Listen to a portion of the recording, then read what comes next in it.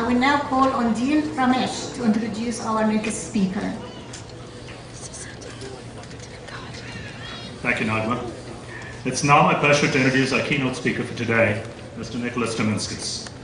Nicholas graduated from CSUN with a bachelor's degree in computer science, summa cum laude, and a GPA of 3.9 in 2009. Nicholas was honorably discharged from the United States Air Force in January of 2005 with the rank of Staff Sergeant and received the Air Force Commendation Medal for meritorious service. He started his career at Amgen through our college's signature honors co-op program, and he's currently the Global Commercial Operations Information Systems Portfolio Manager, that's a mouthful, and a project manager for various global initiatives, including BreakawayCancer.com and Global Contracts and Pricing System. Nicholas's success as a project manager has led to his selection as a leading member in the company's project management office. And more recently, he was chosen to be the project manager for a new inside sales business unit that is being developed from the ground up, which will completely change Amgen's sales landscape. In addition to his activities at work, Nicholas is very active in his church and community. He's a black belt in Shaolin Kung Fu and owns his own home remodeling and carpentry business. Nicholas is accompanied today by his lovely wife, Alina Timinskas, their daughter, Sophia, and several members of his family and friends. Ladies and gentlemen, I present to you Mr. Nicholas Timinskas.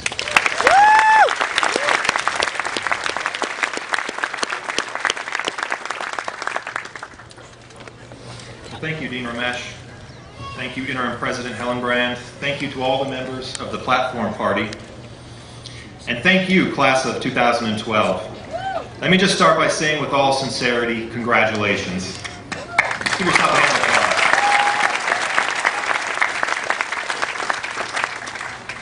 applause. Now, many of you may recognize me from my time here on campus through my company's recruiting efforts. I've attended several student groups, tech fests, and job fairs, and have had the privilege to get to speak to many of you individually. CSUN is just one of the target schools that my company targets. We also recruit at USC, UCLA, UC Santa Barbara, and Cal Poly. And I can say this confidently, that the graduates of CSUN are just as prepared, if not more so, than any of the graduates from those universities to join the modern corporate workforce. This diploma you are about to receive sets a great deal. Oh, that's good. Give yourself an applause.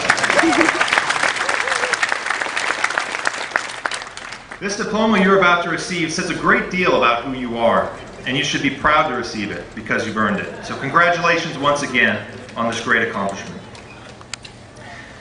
My first thought when asked by Dean Ramesh to deliver the commencement speech today was to come up with a formula, a pseudocode if you will, based on famous examples of commencement speeches throughout history. Okay, that's not true. My first thought was, why on earth are you asking me to give the commencement speech? And my second thought was to come up with this formula.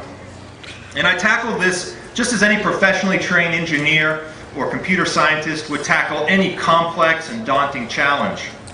I did a Google search on commencement speeches. Luckily for me, we live in the era of YouTube, so getting historical examples of commencement speeches is really no laborious undertaking. And what I found is that there's a wealth of inspiring material to draw upon, filled with poignant perspectives on life and existence made by very prominent and influential men and women. Some of the more notable examples you are probably familiar with: Carl Sagan's commencement speech in 1996 entitled "The Pale Blue Dot," in which he mused on the insignificance of the Earth in the face of the vast cosmos. Or Steve Jobs' 2005 Stanford speech, which went viral on the internet, and in which he gave a very intimate account of how he had succeeded both in business and in life. And of course, let's not forget Conan O'Brien's rousing 2011 speech to Dartmouth graduates, in which he called the school's president Stinky Pete. Okay, so maybe some of the speeches were more poignant than others. And what I came up with after all this exhaustive research is an understanding that every commencement speech basically follows a predictable pattern or an outline that can be generalized into a repeatable formula. I simply had to add some local variables into this formula, and the output is what I am presenting to you right now, and is what I like to call my hello world of commencement speeches. For the non-computer geeks in the audience, the Hello World program is the first program you write whenever you learn a new programming language. And since this is my first commencement speech, rather than reinvent the wheel, I'm going to do my best to make this speech follow a pattern which is easily recognizable to you. And it follows the great commencement speeches of the past. It's pretty straightforward. I think I can summarize just about every commencement speech in 5 bullet points. In a nutshell, the hello world of college commencement speeches is this. The first bullet, I start by profusely thanking the platform party and profusely congratulating the students. I've already thanked the platform party, but have I said congratulations to you guys lately? Congratulations, class of 2012.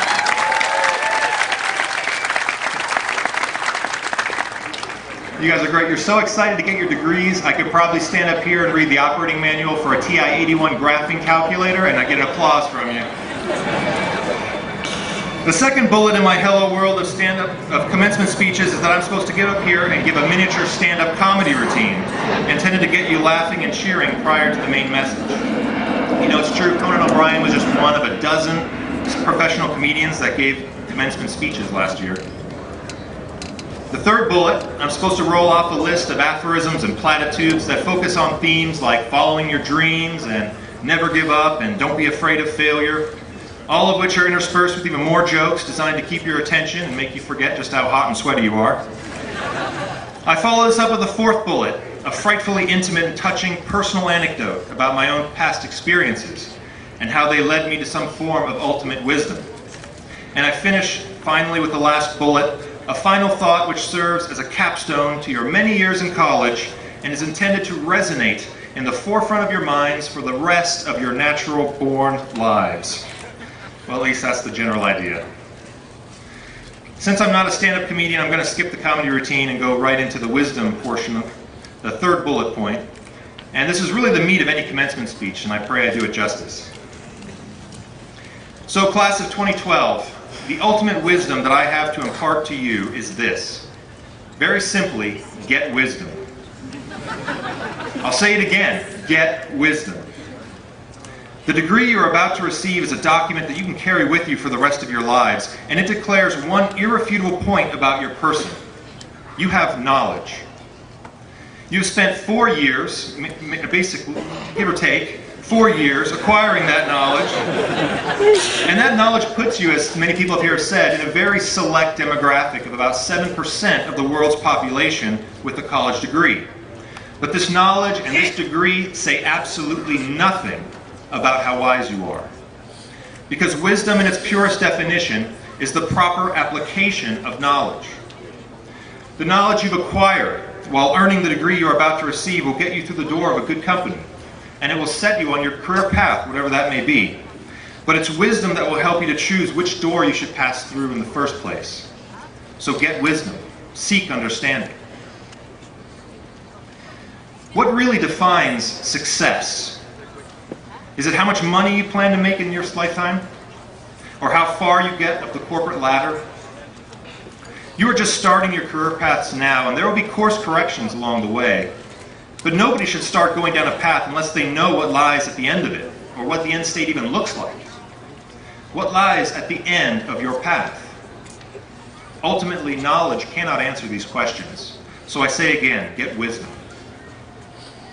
Of course, there are a couple of caveats here, one of which is this. I can't give you wisdom. And this isn't just self-deprecation on my part. The truth is, no mortal human being alive can give you wisdom. Because wisdom is an individual acquisition which no one can impart to you unless you are inclined and even capable of receiving it. You must get wisdom, but I cannot convince you of what it is, and I can't show you how to get it. All I can do, in the time that we have remaining, is hope you'll indulge me as I share with you my journey and hope that it proves useful to you. So with that, I'll transition to the fourth bullet point, the personal anecdote. My lovely wife, Alina, who is sitting in the audience over there, we just recently celebrated our 7-year wedding anniversary. We met for the very first time, thank you. We met for the very first time 7 years and 1 month ago. Now, you're all scientists and engineers, so I'm sure you can do the math. I knew Alina for 1 month prior to getting married. In fact, I informed her that she was my wife on the second day of having met her. Now, it was knowledge that led me to believe that she was going to be the woman I would spend the rest of my life with. But it wasn't necessarily a good application of wisdom to tell her that on the second day. Most women would have probably applied for a restraining order. Luckily for me, she was just as in love as I was, and we've been happily married ever since. I bring this up because it was my wife who introduced me to wisdom. Before having met Alina, I had plenty of knowledge, but like most young men, I was never able to properly or consistently apply it. In all honesty, my lack of wisdom led me to the point where I had made some pretty significant mistakes in my life, and I was in a very humble and low state. I had recently finished my enlistment with the United States Air Force, and I had nowhere else to go except back home. I was without a career, without any direction in my life, and completely and utterly without purpose. And it was precisely at that moment that I met this beautiful, fiery, curly-haired Romanian woman, and she opened up a Bible and she started reading to me from the Scriptures.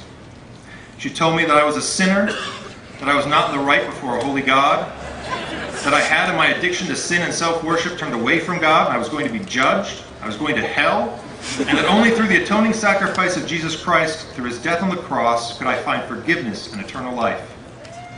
And did I mention that this was on our very first date? I had never heard anything like that before. And in fact, it kind of made me uncomfortable, and even offended me a little bit, even though at the time I could not say why. But discomfort should never discourage you from exploration or from growth. And being challenged should never cause you to flee or become offended and respond with hostility, which basically amounts to the same thing. So I listened to her wisdom and considered it. Truly, it was her boldness and her conviction that awakened me. I had never met anyone who held such passionate beliefs in the face of such opposition. And I realized then that I had never known boldness. I had never felt deep conviction, and that without the strong impetus of an objective purpose, it was no wonder that I had never rightly applied my knowledge. Without knowing the end of the path, it was no wonder I had never moved forward. So this was my personal journey to finding wisdom, and it started with defining the journey. It should go without saying that my wife's faith became my faith, and once I had found a purpose for my life, everything else fell into place. Soon after that, I came to CSUN and received a computer science degree, and I've been blessed ever since with incredible opportunities like this one, to be able to speak here to you today.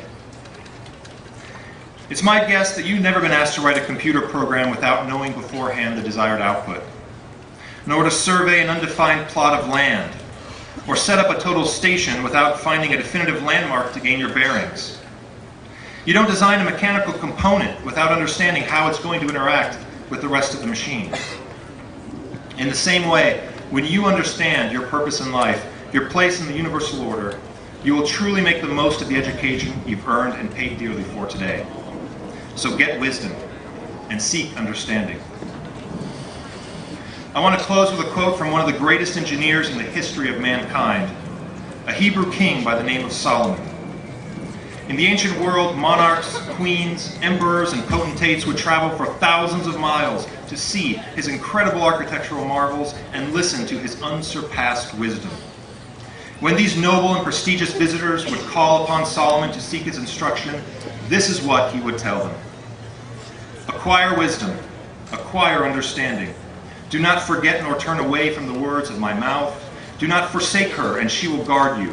Love her, and she will watch over you. The beginning of wisdom is this: acquire wisdom, and with all your acquiring, get understanding. Prize her, and she will exalt you. She will honor you if you embrace her. She will place on your head a garland of grace. She will present you with a crown of beauty. Hear and accept my sayings, and the years of your life will be many. I have directed you in the way of wisdom. I have led you in upright paths. When you walk, your steps will not be impeded, and if you run, you will not stumble. Take hold of wisdom. Do not let it go. Guard her, for she is your life. Thank you guys very much for hearing this. Thank you so much, and congratulations.